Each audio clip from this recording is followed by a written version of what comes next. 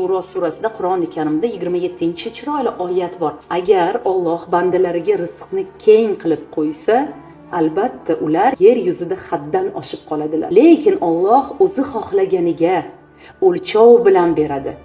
Albatta u bandalaridan o'ta xabardor va ularni o'ta yaxshi ko'ruvchidir. Bu chiroyligina oyatdan saboq, ruhan va aqlan tayyor bo'lsangiz, rizqni ham yaratgan beradi. Rizq bu moddiyat, pul, raqam haqida emas.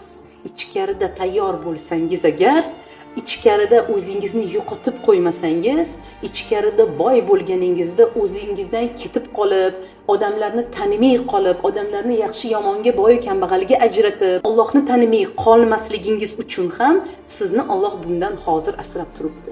Ichkarida inson qancha ilmini kengaytirsa, iymonini kengaytirsa, kuchaytirsa, ana o'shanda unga rizq ham